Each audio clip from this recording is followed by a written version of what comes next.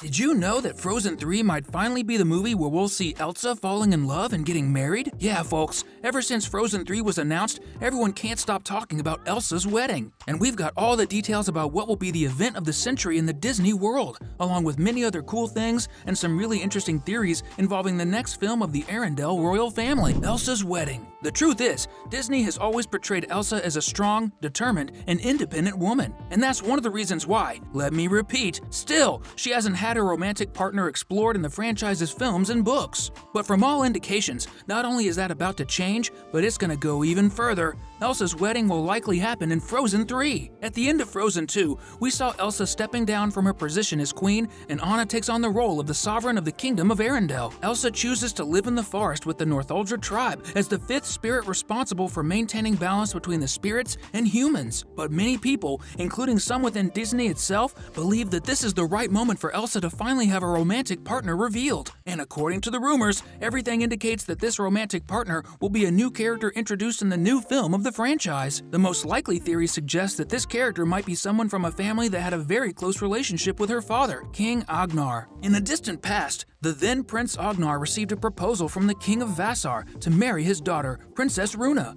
and thus create an alliance between the two kingdoms. But Princess Runa, even though she had feelings for Prince Agnar, saw that he was in love with Iduna and released him from the commitment because she saw that he had a good heart. The theory goes that she returned to her kingdom, and not long after, she met a man who was a hunter of magical beings. He was kind and gentle, and she fell in love with him, eventually getting married. They had a son, an adventurer who was both a noble and a hunter, and he becomes interested in meeting Elsa, not out of affection, but to hunt her. And when they come face to face in this predicament, they end up getting to know each other better. And the rest, well, that's what the story will reveal. And during the course of the film, something might happen that took Kristoff 6 years to do. Queen Anna's family. At the same time, it's almost certain that Queen Anna and Kristoff will already be married, probably with 1 or 2 little ones who will join in the couple's upcoming adventures. But what's really interesting, and much speculated, is that one of the children might have powers similar to their Aunt Elsa, also mastering magical abilities, just like what happened with the 2 leading sisters in Frozen, one with powers and the other without. However, it's not clear if the powers would be ice-related, like Elsa's. That's still a well-guarded secret by Disney. But in any case, Anna and Kristoff, for this reason, would take their nephew to learn to handle his powers with his aunt, who went through the same situation when she was younger. The problem is that Elsa starts to view her powers once again as a curse, precisely because she's being pursued for having them, which in a way ends up harming the people around her. In this case, the Northuldra tribe. At this moment, Anna and Elsa would have a major disagreement, leading to a heavy fight and nearly a rupture between the two. And just when they realize they can't fight, right as they're about to talk, a significant event abruptly separates them. But it's not just them, it's Kristoff, the children, Olaf, Sven, and also the hunter who's after Elsa. And probably, this event was caused by the Ice Queen and the Spirit of Shadows. The history and mythology of Frozen are much deeper than we can imagine. Some time ago, Disney released numerous books that tell background stories that weave throughout the Frozen universe. One of the most intriguing aspects is that the people of Arendelle believed for many years that magic was something terrible and should be eradicated. And the truth is, in the Frozen universe, there will also be shown individuals and creatures who use the power of magic for evil purposes. When King Agnar and Queen Iduna discover Elsa's powers, they take her to the Trolls, the same ones who raised Kristoff. And the leader of the Trolls asked if she was born with the powers or if it was the result of a curse. Born with the powers or cursed.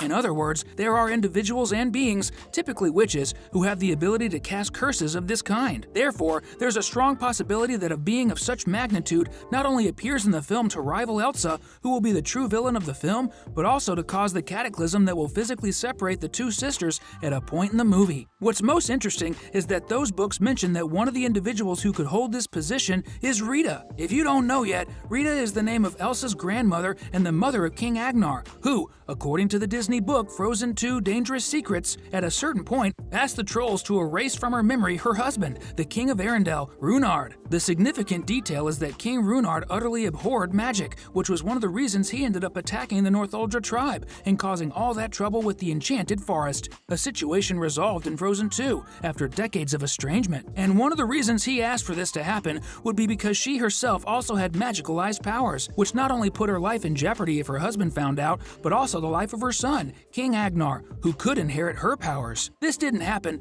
but it did happen with her granddaughter, Elsa. However, to avoid feeling tempted to return and endanger her son, she's not without memory, induced by an evil spirit of shadows with malicious intentions to become an evil ice witch as well, thus becoming the evil Ice Queen, which actually exists in fairy tales and was the story that originally inspired the creation of Frozen. So folks, at this point, there would now be two women with magical ice powers, the good Elsa and Rita, her grandmother. This would ultimately lead to another highly anticipated moment for practically all Frozen fans. Nope. No way.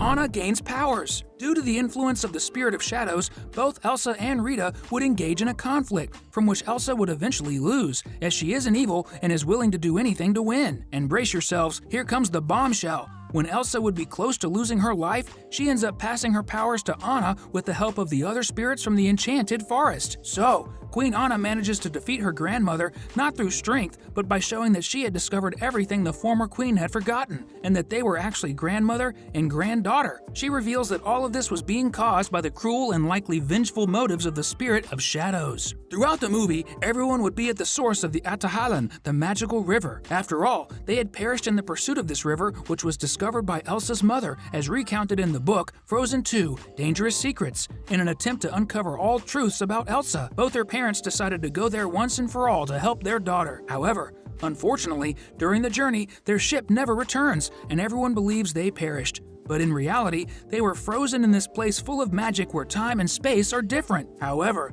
there's a way to bring back just one person to life using Ahtohallan, and Rita chooses to resurrect her granddaughter, Elsa, who had died precisely because of her, in an act of redemption, but ends up losing her own life in the process. And the intriguing detail in all of this is that the person guiding them all to the source of this hidden river in the Black Sea is an ice vendor who has a significant connection with Kristoff's family. When Agnar and Iduna, who were young and already in love at the time, find a map with the handwriting of his mother, Queen Rita. They go to the Troll Stone Forest, and there, hidden, they see a woman whom Prince Agnar recognizes as one of the ice vendors, the same line of work as Kristoff, now the husband of Queen Anna and King of Arendelle. The woman asks the Troll King to erase her memories of someone she no longer wanted to remember, and Agnar realizes that the same thing happened to his mother. The intriguing detail in this story is that the woman they saw, asking for her memory to be erased, was none other than Kristoff's mother. She needed to flee because she was being pursued due to her family possessing a guarded and hidden knowledge for generations, knowing one of the few paths leading to the source of the magical river Ahtohallan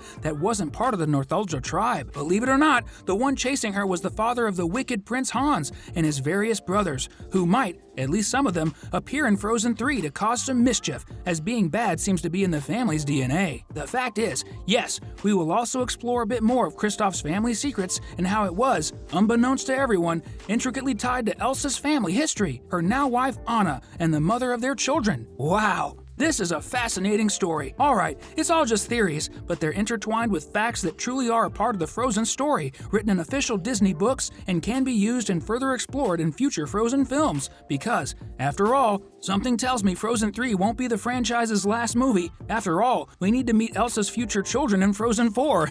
Coincidence? I think not! That's all we know about the third Frozen film. Leave a comment below about the type of villain or scenario you'd like to see in Frozen 3. We want to hear! And don't forget to like and subscribe to the channel. Until next time, bye-bye!